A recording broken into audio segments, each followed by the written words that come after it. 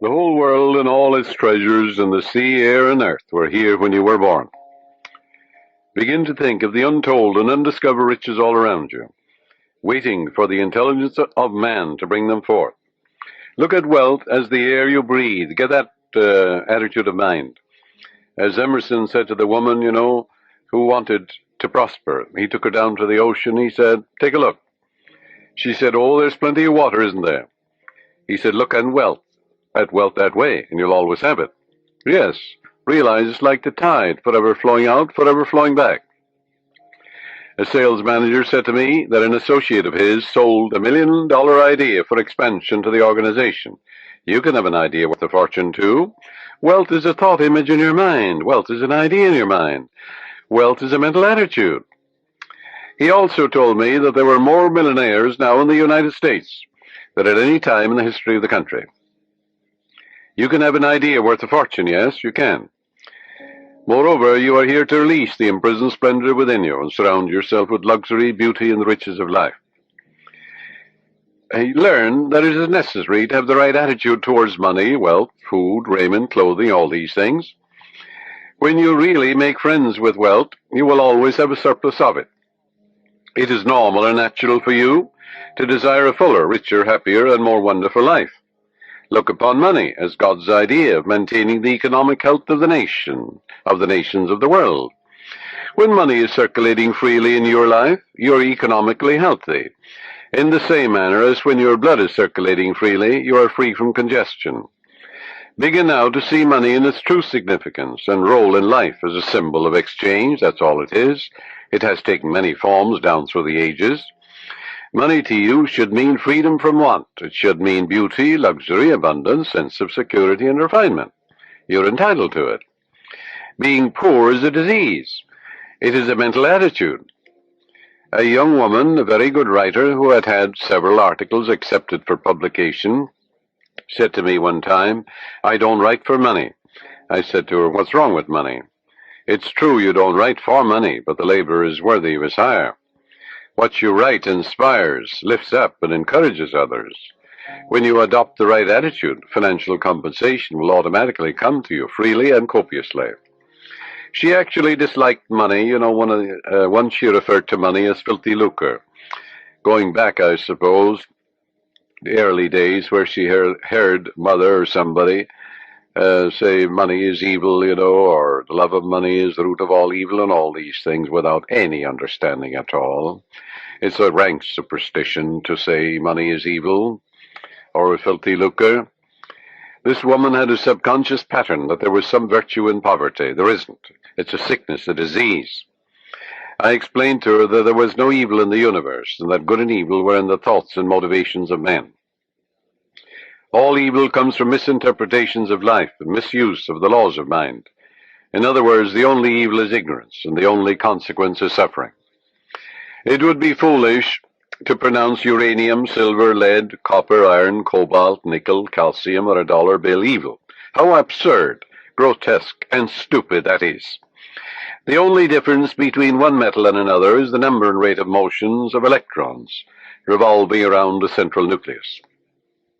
A piece of paper such as a $100 bill is innocuous, and the only difference between it and a copper or lead is that the atoms and molecules, with their electrons and protons, are arranged differently for the physical evidences of money.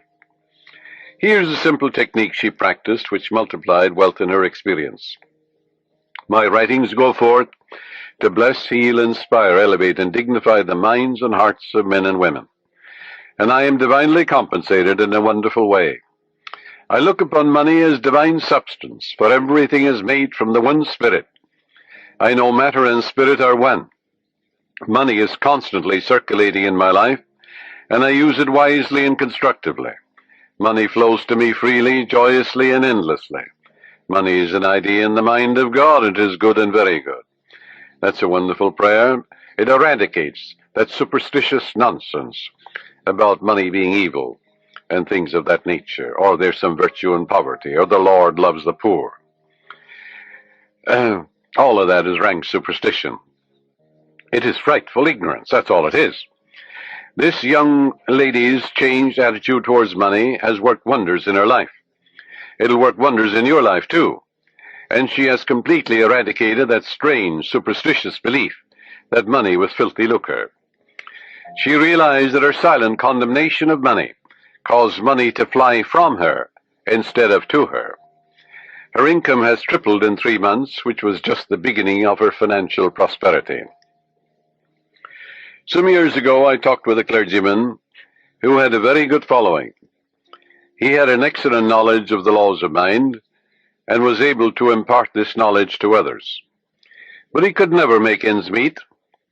He had what he thought was a good alibi for his plight by quoting from Timothy, "For the love of money is the root of all evil." That's in the book of Timothy, in the 6th chapter, 10th verse. Forgetting what followed in the 17th verse of the same chapter. In other words, taking it out of context, when Paul charges the people to place their trust or faith in the living God, who giveth us richly all things to enjoy. That's also in the book of Timothy. Love in biblical language is to give your allegiance, loyalty, and faith to the source of all things, which is God or the living Spirit or the life principle in you. You are not, therefore, to give your allegiance, loyalty, and trust to created, but to the Creator, the eternal source of everything in the universe, the source of your own breath, source of your life, the source of the hair in your head, the source of your heartbeat, the source of the sun and the moon and the stars, the source of the world and the earth you walk on. If a man says, "All I want is money, nothing else," that's my God, and nothing but money matters. He can get it, of course, but he's here to lead a balanced life. Man must also claim peace, harmony, beauty, guidance, love, joy, wholeness in all phases of his life. How can he live without courage, faith, love, goodwill, joy in this world today? Nothing wrong with money, not a thing in the world, but that's not the sole aim in life.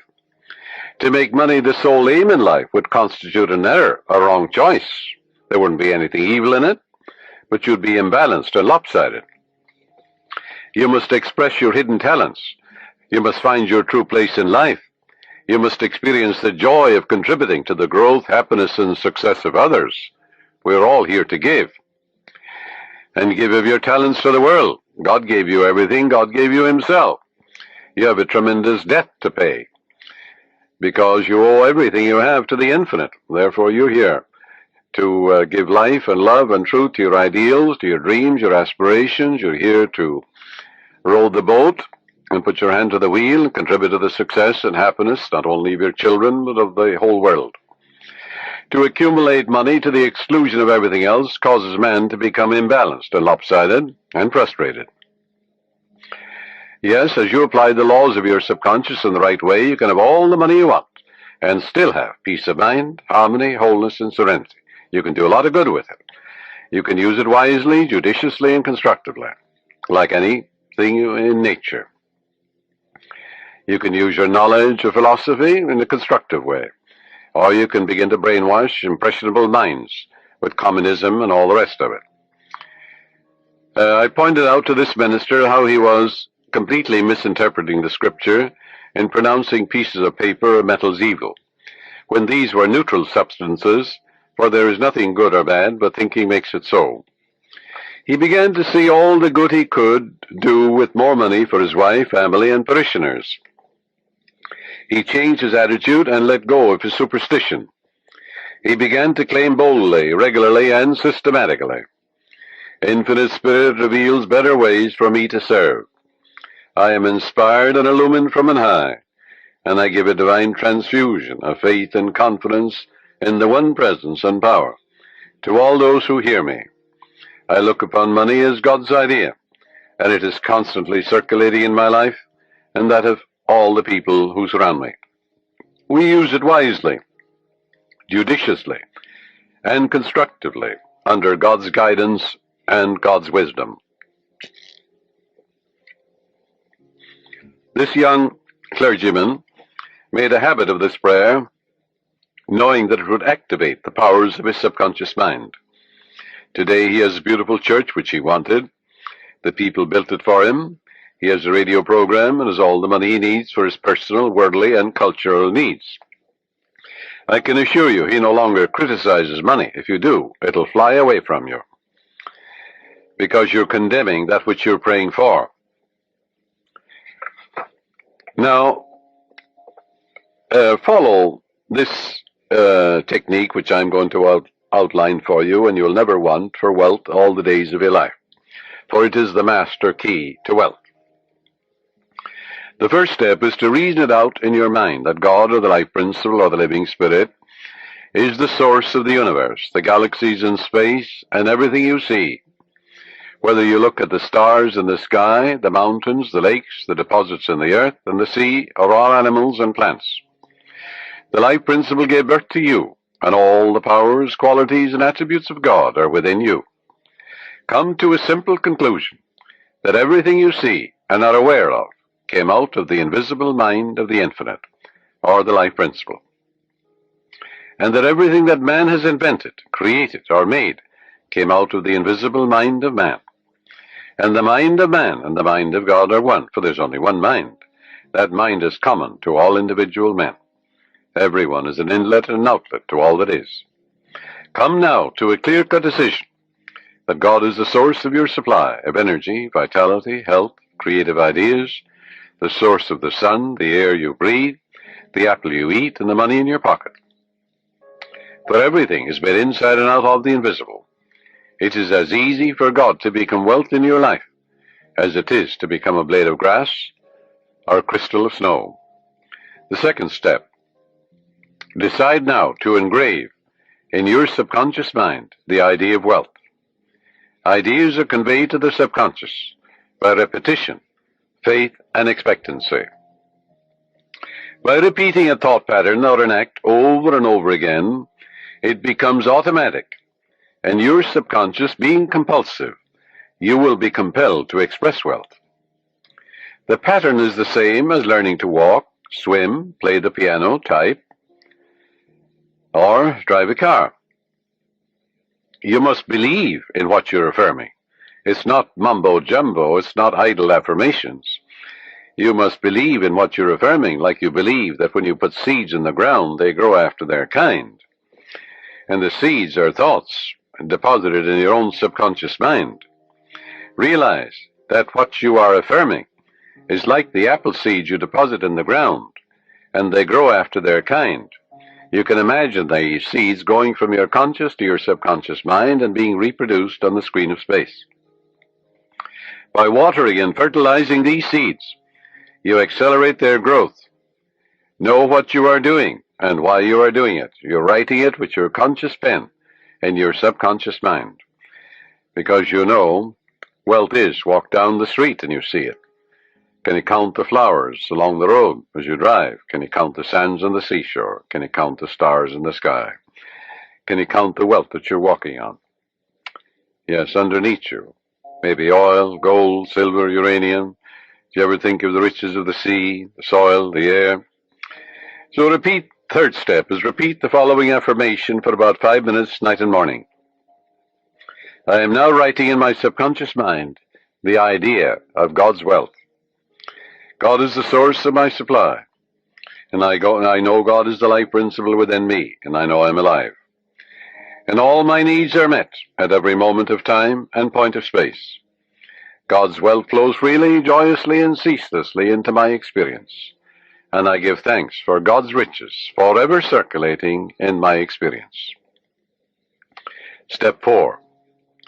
When thoughts of lack come to you, such as, I can't afford that trip, or I can't meet that note in the bank, or I can't pay that bill, never, never finish a negative statement about finances. This is mandatory. Reverse it immediately in your mind by affirming, God is my instant and everlasting supply, and that bill is paid in divine order. If a negative thought comes to you 50 times in 1 hour, reverse it each time by thinking and affirming, God is my instant supply, meeting that need right now.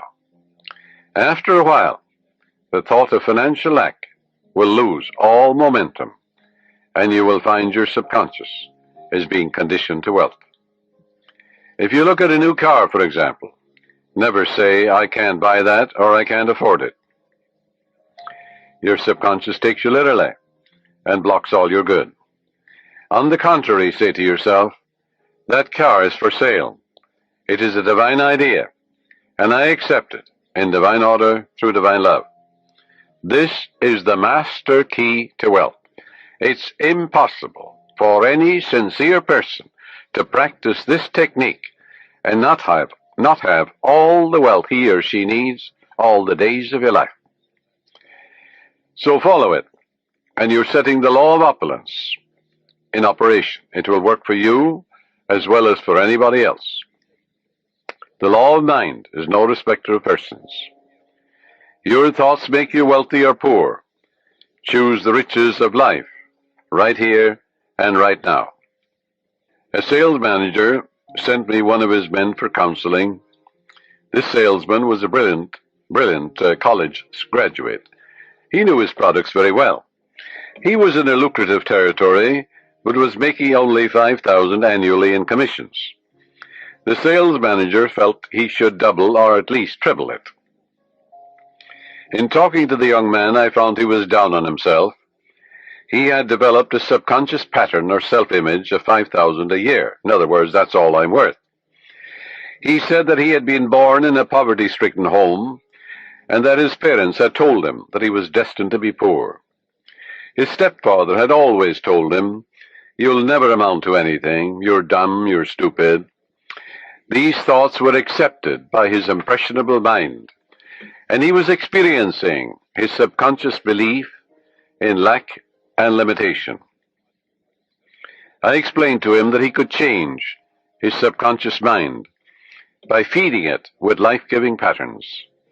Accordingly, I gave him a mental and spiritual formula to follow, which would transform his life. I explained to him that he should under no circumstances deny what he affirmed, because his subconscious mind accepted what he really believed. Your subconscious mind accepts your convictions, what you really believe. So believe in God's wealth and God's riches, which are all around you, by the way. He affirmed every morning before going to work, "I'm born to succeed. I'm born to win. The infinite within me can't fail. Divine law and order govern my life.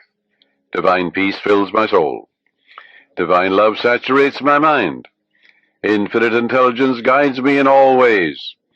God's riches flow to me freely, joyously, endlessly, ceaselessly.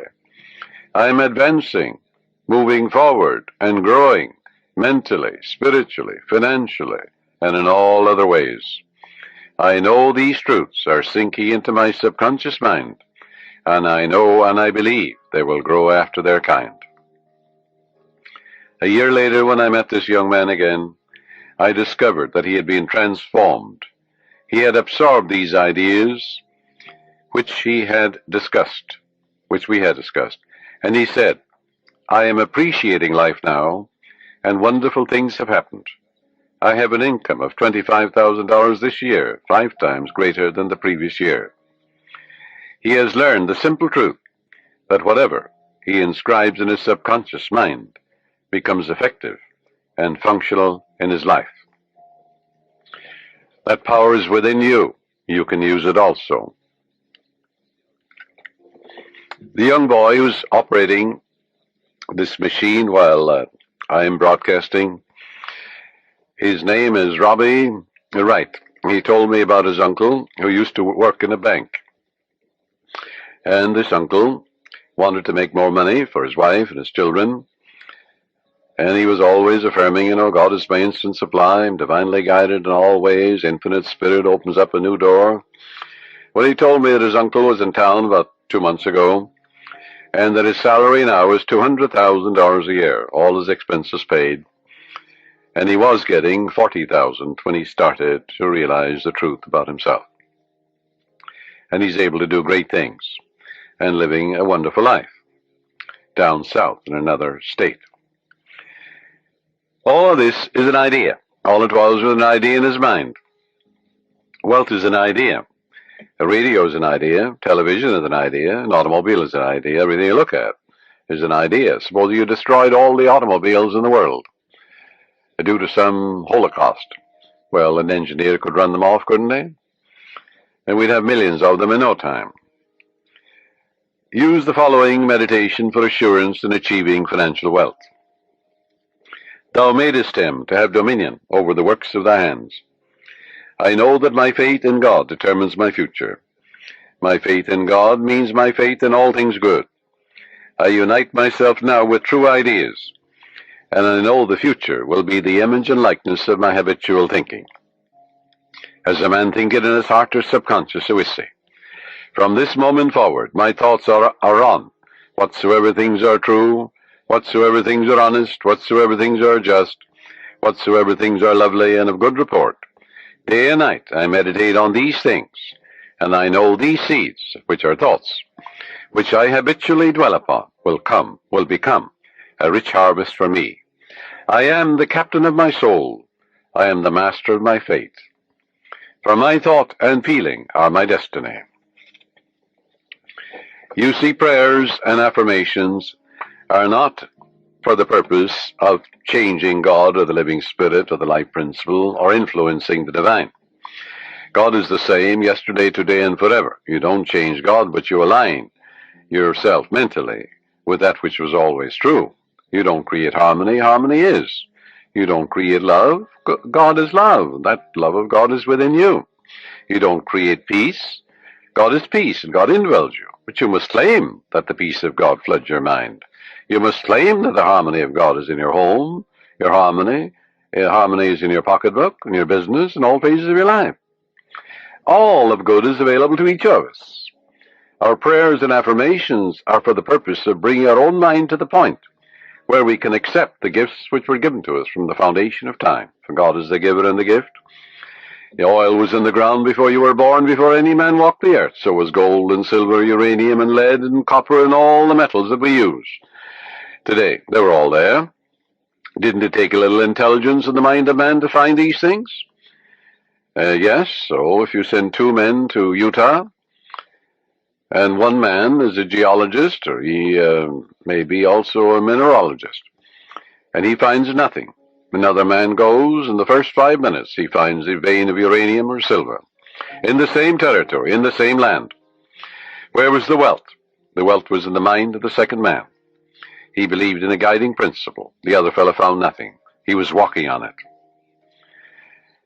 So there is a guiding principle that will lead you. That's what led men to find gold and silver and oil and lead and all these things. We don't need to work on conditions. We need only to work on ourselves.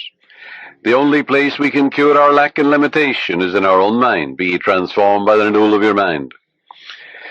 When we have done it there, we shall find that the world, that is your body, your environment, and conditions, will be a mathematical reflection of your inner state of mind. Whatsoever things ye ask for when ye pray, believe that ye have received them, and ye shall have them.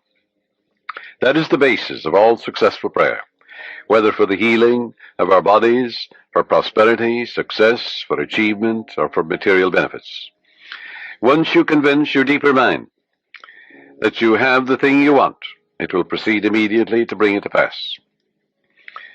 You might say to me, how can I convince my deeper mind, my subconscious, that I have riches or any other good thing, when my common sense tells me that bills are piling up, creditors are after me, the bank is calling up to pay for the mortgage, and for the money I owe, and so on. You can't. If you keep thinking about debts and obligations and how much you owe, you'll only magnify your misery. But here is a truth about the laws of your mind.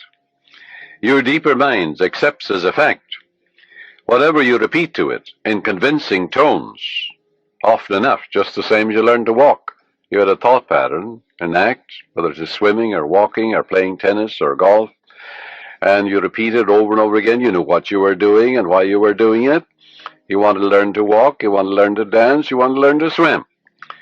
So finally your subconscious assimilated the pattern, didn't it? And then you swim automatically and you walked automatically. The same procedure in praying for wealth or anything else. Once your subconscious accepts the statement as a fact, it proceeds to do everything possible to bring riches to you. Now that's the whole purpose of affirmations, to so that you convince yourself of the truth of that which you affirm. Then your deeper mind will bring these things to pass. Many men say to me, I got an affirmation from someone, and it said, I am rich and prosperous now, I am successful, and I'm very wealthy. That affirmation, he said, succeeded in making me much more aware of my need, because, you see, he believed more in poverty and lack than he did in the riches all around him. So I explained to him, I said, you must turn away from that pattern and come back, change your belief. Your subconscious accepts what you believe. I said, look around you, realize that God created you and the whole world. It's an invisible spirit within you. Everything is made inside and out of it. It started your heartbeat. It's the air you breathe, the water you drink. It's the fruit that you eat. And therefore turn away and turn within and change that and say, I recognize the eternal source of my supply. God is the source of my supply. All my needs, spiritual, mental, material, are met at every moment of time and point of space. And God's wealth is circulating in my life, and there's always a surplus. So by day and by night, I'm advancing, moving forward and growing, spiritually, mentally, materially, financially, intellectually, and every way. And all things be ready if the mind be so. It is done unto me as I believe. And before they call, I will answer. While they're yet speaking, I will hear. Oh, how I love thy law. Let it be my meditation both day and night. And the law is, I am what I contemplate. I am what I believe myself to be. According to my faith is it done unto me. God gave you richly all things to enjoy. God made you rich, why then are you poor? And as he began to realize the source of the infinite ocean of supply, the source of the very hair in his head, you know, the source of the power that enables him to lift a chair, the source of the grass, the source of the hay in the field, the source of the cattle in 1,000 hills. He began to realize the source. He aligned himself with it, and then it made sense to him. Then he realized that he was writing in his subconscious mind the idea of wealth, of growth, and prosperity. He changed his belief to a belief in the riches, the endless riches all around him, instead of poverty, which was a false belief in his mind. Don't you know there's enough fruit rots in the tropics to feed all humanity? Nature is lavish, extravagant, bountiful. God gave you richly, yes, all things to enjoy. These things, he said, I've said unto you, that my joy might remain in you, and your joy might be full. Heretofore you've asked for nothing, now ask, that your joy might be full. And I am come that you might have life, and have it more abundantly. Heretofore you've asked for nothing, now ask, that your joy might be full. But to ask, you see, in the Bible is to claim. And as Paul says, you claim it boldly, but you know what you're doing, and why you're doing it. So if you have a lot of debts and obligations, a lot of bills to pay, don't worry about them. Turn to the source, which is endless. Remember the farmer, what he says to you. He says, well, I don't worry about the weeds. The grain is growing, and it will kill all the weeds. That's what the farmer tells you. Likewise, as you focus on your good, on guidance and right action, and the eternal source of your supply, whether it is mental or spiritual or financial you need, there's but one source, not two. And as you turn to it and give thanks for that endless supply, then all the weeds will be killed. Thoughts of lack and limitation will die in you, and God will multiply your good exceedingly.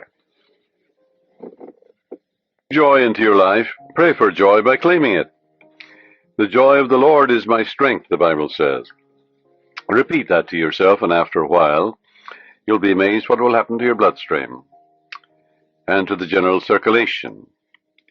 Don't keep analyzing it or gritting your teeth about it. Just know that joy is the elan of life, the expression of life. Don't work like a horse at it.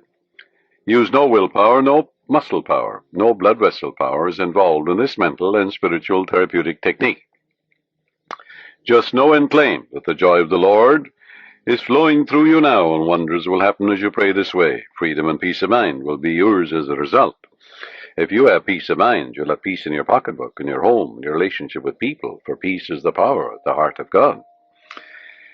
And there is a river, the streams whereof make glad the city of my God. The city of God is your mind, the people who dwell there.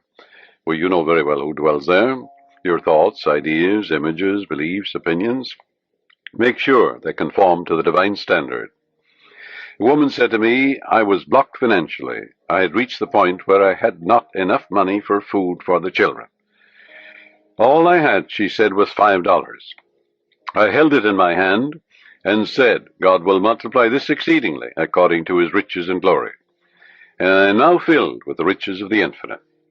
All my needs are instantaneously met now on all the days of my life. All right, she believed that.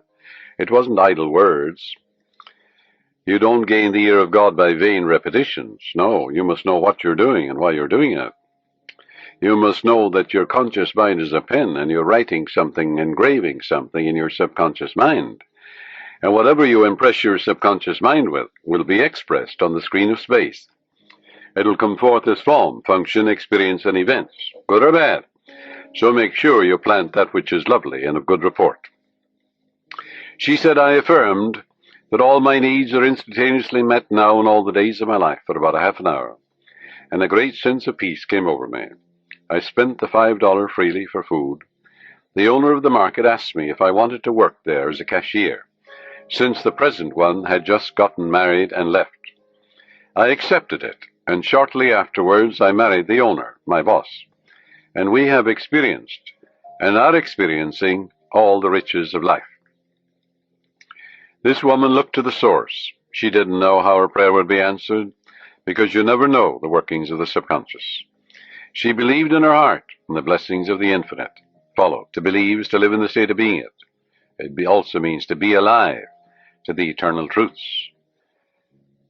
Her good was magnified and multiplied exceedingly, because the subconscious always magnifies what you give attention to. There is a presence and a power within you, and you can use it, and you can stir up, as Paul says, the gift of God within you. For God is the giver and the gift, and everything has been given to you. And therefore you can tune in and claim guidance, right action, beauty, love, peace, abundance, security. You can say to yourself, well, God's ideas unfold within me, bringing me harmony, health, peace, and joy. If you're in business, you're a professional man, you're an artist, you're an inventor, just sit down quietly and say, God reveals to me new creative ideas, original, wonderful ideas, which bless humanity in countless ways. And then watch the wonderful ideas come to you. And they will come. Because when you call, it answers. You remember what it says in the Bible? Call upon me, I'll answer you. I'll be with you in trouble. I'll set you on high because you have known my name. And the name means the nature. Well, the nature of infinite intelligence is responsiveness. Call, the response comes. Constantly affirm, feel and believe that God multiplies your good exceedingly, and you will be enriched every moment of the day, spiritually, mentally, intellectually, financially, and socially, for there is no end to the glory of man for his daily living. Watch the wonders that will happen as you impress these truths in your subconscious mind. As you listen to this tape, this cassette, let these truths sink into your subconscious, and they will, and they are. And you're engraving them. And the more often you do this, well, the quicker you will impregnate your deeper mind. You'll experience a glorious future in a financial way, in every way, too. Watch your thoughts. Never talk about economic lack and limitation. Never talk about being poor or in want. It is very foolish to talk to your neighbors or relatives about hard times, financial problems, and like matters. Count your blessings. Begin to think prosperous thoughts. Talk about the divine riches present everywhere. Realize that the feeling of wealth produces wealth. When you talk about not having enough to go around, and how little you have, and how you must cut corners and eat the cheapest meat, these thoughts are creative, and you are only impoverishing yourself. Use the money you now have freely. Release it with joy, and realize that God's wealth flows to you in avalanches of abundance. Look up to the source. As you turn to the divine presence within you, the response will come. It is written, He careth for you. You will find neighbors, strangers, associates adding to your good, and also to your supply of material things. Make it a practice to pray for divine guidance in all your ways, and believe that God, or the Supreme Intelligence, is supplying all your needs according to His riches and glory. Claim it boldly. Come boldly to the throne of grace, Paul says. And grace, when it's removed from its mystique, is simply the mathematical, orderly reflection of your habitual thinking and imagery. In other words, there's supreme intelligence that responds to your conscious thinking and imagery. Pray for divine guidance, therefore, in all your ways. As you make a habit of this attitude of mind, you will find the invisible law of opulence can and will produce visible riches for you. Recently, a doctor told me that her constant prayer was as follows: I live in the joyous expectancy of the best, and invariably the best comes to me. My favorite Bible verse, she said, with which I saturate my mind is, He giveth to all life and breath and all things. That's from the book of Acts, 17th chapter, 25th verse. She has learned that she is not dependent on people for joy, health, success, and happiness or peace of mind. She looks to the living Spirit Almighty within her for promotion, achievement, wealth, success, and happiness. Whosoever trusteth in the Lord, happy is he. That's from the book of Proverbs, 16th chapter, 20th verse. Contemplate promotion, success, achievement, illumination, and inspiration, and the Spirit of the Almighty will move on your behalf, compelling you to express fully what you meditate on. Let go now and permit the infinite riches of the Infinite One to open up new doors for you. Let wonders happen in your life. In prayer therapy, avoid struggle and strain. Don't try and force things. How could you add power to omnipotence? Can you make a seed grow? You can't.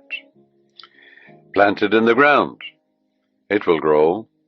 The oak is in the acorn. The apple is in the apple seed.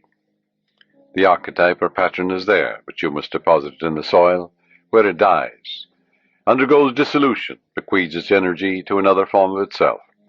Spiritual-minded man, he looks at an acorn, he sees a forest, Yes, that's the way your subconscious works. It magnifies your good exceedingly.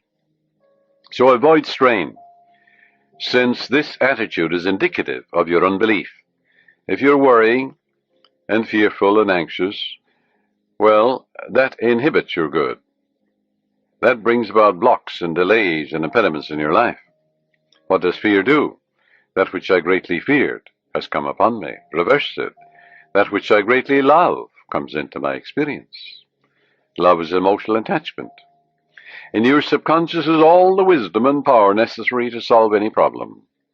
Your conscious mind is prone to look at external conditions and tends continually to struggle and to resist. Remember, however, it is the quiet mind that gets things done. Quiet your body periodically. Tell it to be still and relax. It has to obey you. Your body moves as moved upon. Your body acts as acted upon. Your body has no self-conscious intelligence, no volition, no will. It moves as moved upon. You can play a melody of God on your body. When your conscious mind is quiet and receptive, the wisdom of your subconscious rises to the surface mind, and you receive your solution. A beauty parlor operator told me that the secret of her success was that every morning prior to opening her beauty salon, she had a quiet period in which she affirms, God's peace fills my soul, and God's love saturates my whole being. God guides, prospers, and inspires me. I am illumined from on high, and His healing love flows from me to all my clients. Divine love comes in my door. Divine love goes out of my door. All those who come into my salon are blessed, healed, and inspired. The infinite healing presence saturates the whole place. This is the day the Lord hath made, and I rejoice and give thanks for the countless blessings which come to my clients and to myself. She had this prayer written out on a card and reiterates these truths every morning. At night she gives thanks for all her clients, claiming that they are guided, prospered, happy, and harmonious, and that God and His love flow through each one, filling up all the empty vessels in her life. She stated to me that following this prayer technique pattern, at the end of 3 months she had far more clients than she could handle, had to hire 3 additional operators. She had discovered the riches of effective prayer and is prospering beyond her fondest dreams. The sales manager told me that he had been fired because of excessive drinking on the job and because of being involved with one of the secretaries in the office. He was very distressed, dejected, and worried about his wife, his income, and his future. In talking with his wife later, I discovered that she was a chronic nagger and had tried unsuccessfully to dominate and control her husband. She was abnormally jealous and very possessive, and she clocked him in every evening, creating a scene if he were not home at a certain hour. He was emotionally and spiritually immature and did not handle the matter at all constructively. He deeply resented her nagging and her clocking of his arrival at home, and retaliated by drinking and becoming involved with another woman. He said to me, I just wanted to get even with her. Both of them agreed. It takes 2, to make a go of marriage. It takes 2 to prosper. If a husband and wife will agree in prosperity and success, agreement means harmony, they will prosper. They'll have all the money they need to do what they want to do when they want to do it. And when you have all the wealth you need to do what you want to do when you want to do it, you're as rich as Croesus. Both of them agreed to start a prayer process night and morning, realizing that as they prayed for each other, there could not possibly be any bitterness, hostility, or resentment, as divine love casts out everything unlike itself. And it does. She prayed night and morning as follows. My husband is God's man. God is guiding him to his true place. What he is seeking him. Divine love fills his soul. Divine peace fills his mind and heart. He is prospered in all his ways, spiritually, mentally, financially, socially, everywhere. By day and by night he is advancing, moving forward and growing, spiritually, mentally, financially, socially, intellectually, in all ways, for life itself is growth. There are harmony, peace, love, and understanding between us. It is divine right action and divine peace operating in our lives. And he prayed for his wife night and morning as follows. My wife is God's child. She's the daughter of the infinite, a child of eternity. Divine love fills her soul, and it is written, he careth for her. Divine love, peace, harmony, and joy flow through her at all times. She is divinely guided and prospered in all her ways, for to prosper is to grow along all lines. There are harmony, peace, love, and understanding between us. I salute the divinity in her, and she salutes the divinity in me. As both of them became relaxed and peaceful about the situation, they realized that only good can come out of this situation. Soon he received a phone call from the president of the company calling him back, stating that he had heard he had had a reconciliation with his wife, and at the same time he praised him for his past achievements and accomplishments for the organization.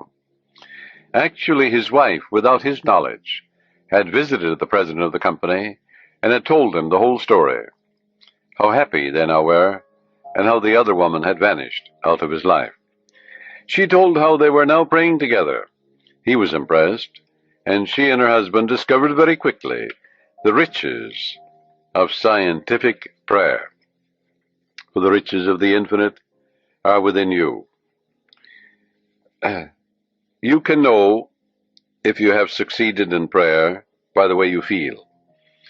If you remain worried or anxious, if you're wondering how, when, and where, or through what source, your answer will come. You are meddling. This indicates you do not really trust the wisdom of your subconscious. Avoid nagging yourself all day long, or even from time to time. When you think of your desire, lightness of touch is important. Remind yourself that infinite intelligence has taken care of it, in divine order, far better than you can by tenseness of your conscious mind. For example, if you say, well, I need $5,000 by the 15th of next month, or the judge must make a decision for me by the 1st of the month, otherwise I lose my home, my mortgage, and so on. That's fear and anxiety and tension. What will that do? Bring blocks and delays, impediments and difficulties into your life. Always go to the source. Remember, in peace and in confidence shall be your strength. When you're anxious and tense and worried, that will not bring about prosperity or peace of mind or health or anything. Go back to the source. Come to a place of absolute rest in your mind and say to yourself, reiterate these truths. It is done unto me as I believe. Go thy way as thou hast believed, so be it done unto thee. All things be ready if the mind be so, which means all I have to do is ready my mind to receive the benediction, the guidance, the wealth, the answer, the solution, the way out. According to my faith is it done unto me. Go thy way, thy faith hath made thee whole. Go in peace, thy faith hath made thee whole. And all things are ready if the mind be so. The light of God shines in me. The peace of the everlasting God fills my soul. And quietness and confidence shall be my strength. God gave me richly all things to enjoy. With God all things are possible. Reiterate these simple truths. Say, the Lord is my shepherd, I shall not want. He maketh me to lie down in green pastures. He leadeth me beside the still waters. He restoreth my soul. When I call upon him and he answers me, he'll be with me in trouble. He'll set me on high because he hath known my name. God is my instant everlasting supply, and ever-present help in time of trouble.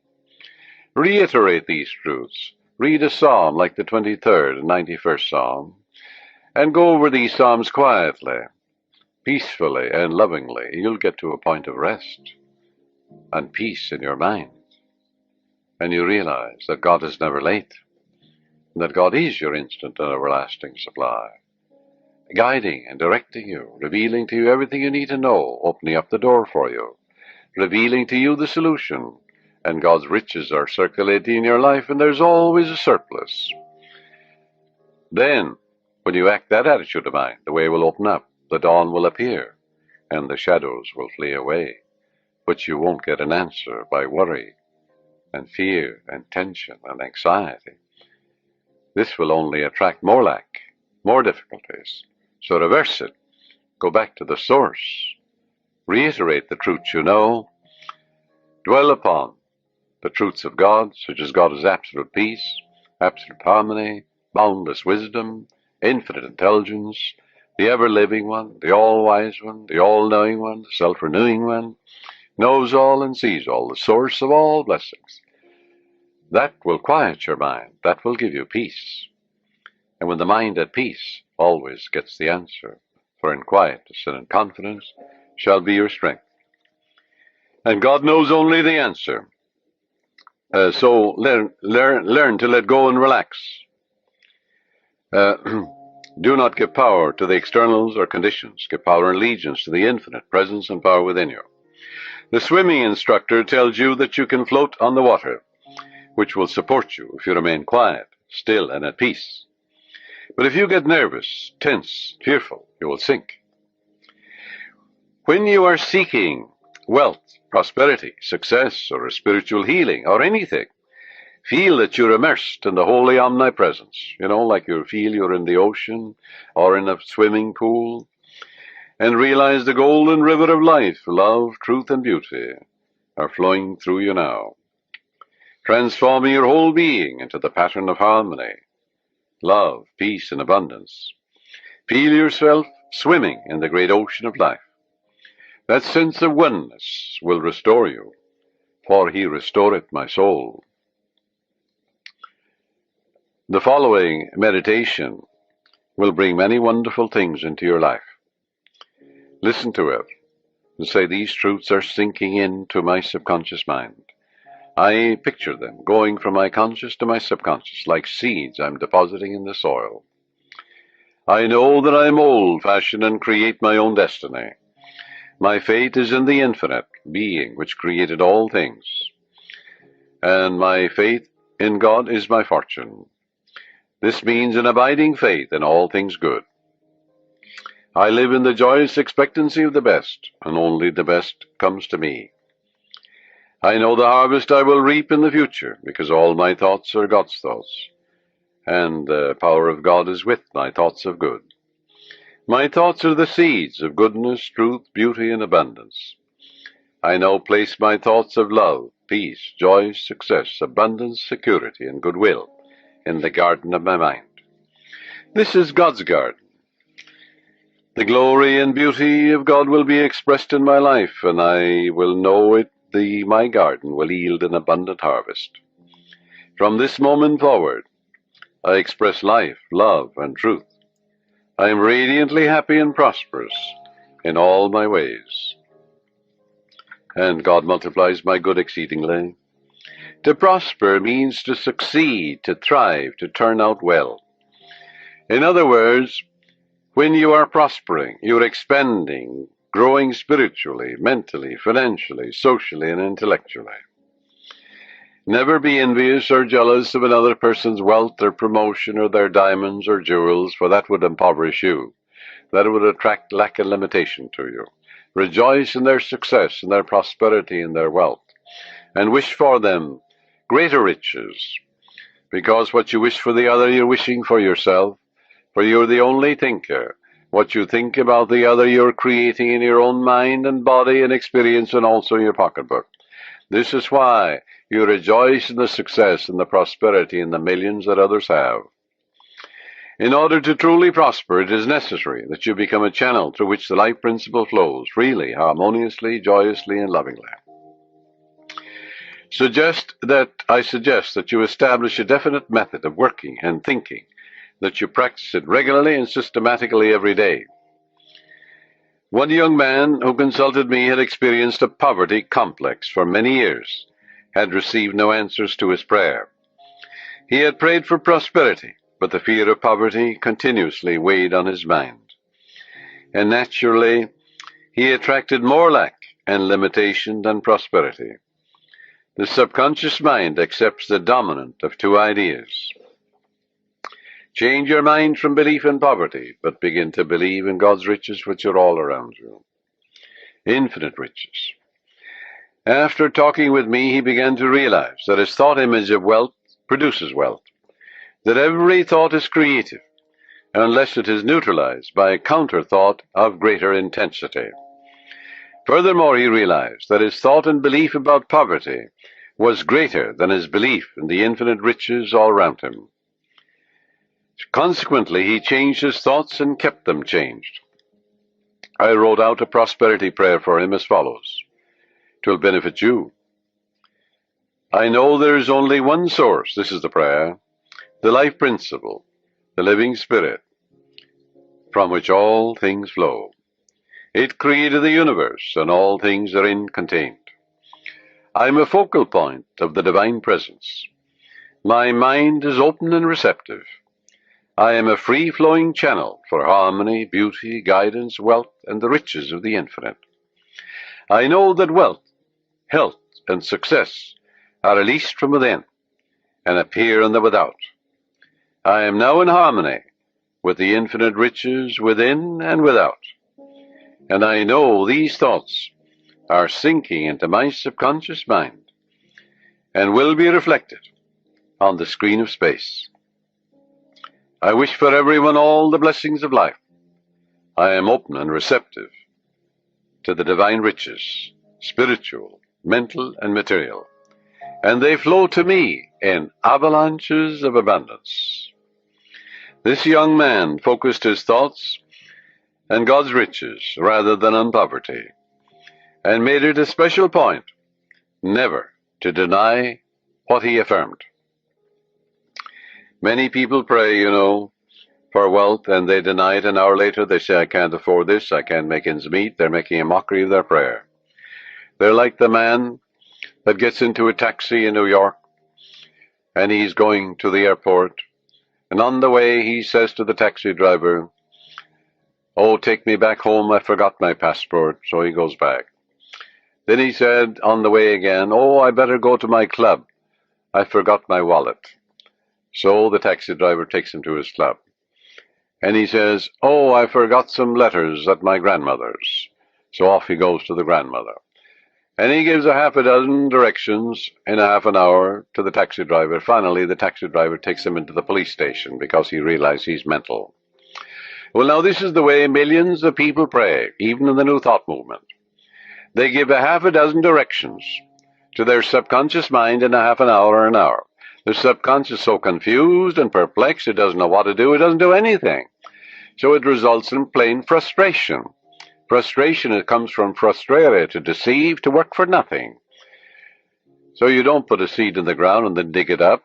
Stop contradicting what you affirmed. And that's the way people pray for prosperity. They're constantly denying what they're affirming. And they're making a mockery of prayer.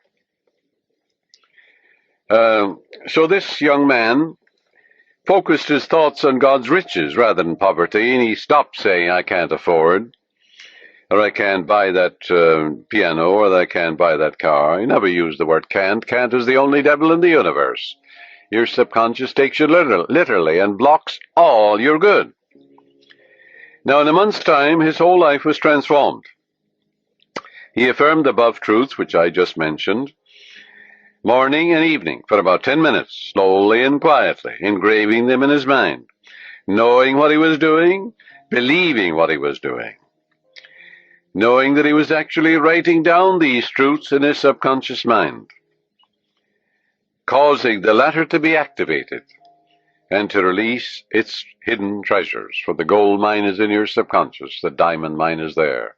It's the source of all the riches of heaven. Although this man had been a salesman for 10 years with rather dim prospects for the future, suddenly he was made sales manager at $30,000 a year plus prime benefits. Your subconscious has ways that you know not of. It's impossible to impregnate your subconscious mind with the idea of wealth and be poor. It's impossible to impregnate your subconscious with the idea of success. Good heavens, you are born to win, to succeed. The infinite can fail. You're born to triumph. Son, thou art ever with me, and all that I hath is thine. Let your prayer be, by day and by night I'm advancing, moving forward and growing. God gave me richly all things to enjoy.